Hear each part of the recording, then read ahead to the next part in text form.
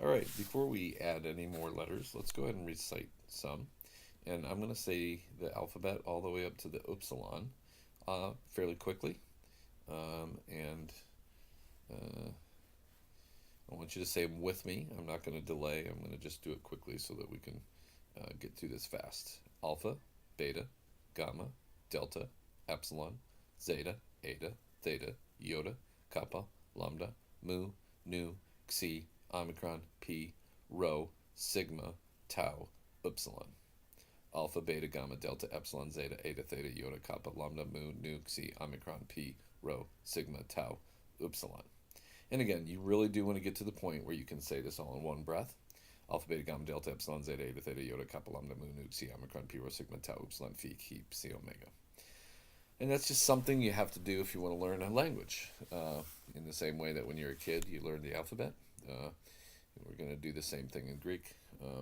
But if, as I said earlier, um, if you just keep moving through the lessons, we are going to vocalize and we're going to identify letters so often that don't you just keep moving forward as fast as you can, and you'll actually do better. You'll be shocked at how much better you do than if you just take your time and try to get things down perfectly before you move on. All right, so let's look. I guess we'll probably have time to get through two letters in this short video. Uh, the next letter is the phi, and the key. The phi and the key.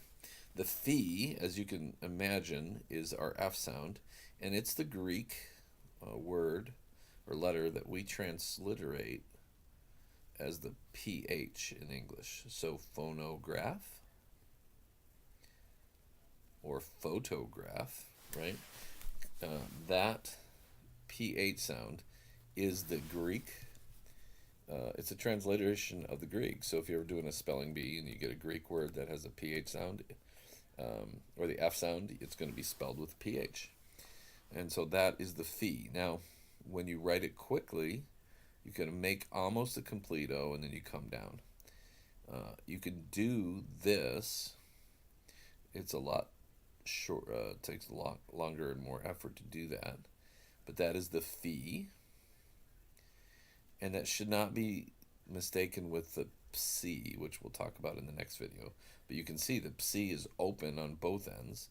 If the phi is open, it's only going to be open on one end, as you can see here, as opposed to the psi. And I'll talk about a way to remember that. But I actually remember this because it kind of looks like a phonograph. And thankfully, the phonographs are coming back in these days. In the last few years, before the last few years, I couldn't really talk about a phonograph without younger people even knowing what that is. But it kind of looks like a phonograph, and so that's a good reminder of the Greek letter phi, which would be pronounced with our English letter F. And notice the O looking section of the letter is in the middle, and the phi, when you pull it down, does tail down below the line. And that's our phi. And then that, whoa, that wasn't very good. Let me start over on that one. Clean it up for you a little bit. Here's our key. And notice that it does tail below the line a little bit.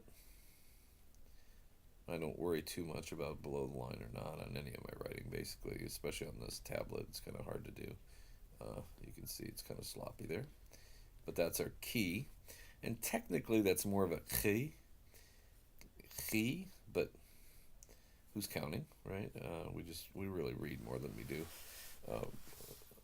quietly than we do out loud. But if you really want to be fancy, you can pronounce it as a chi instead of the key. So that would be phi, key, phi, key, phi, key. And I know a lot of you will want to call that the chi because that's how most English speakers pronounce the Greek letter key. But that's actually the word at the beginning, and this is actually translated. If this is translated PH, the key is translated as CH. So, for example, Christos or Christos, right? That actually in Greek is spelled with the Greek letter key in a row. And so, yeah, a little bit of trivia there as we move on to the next video.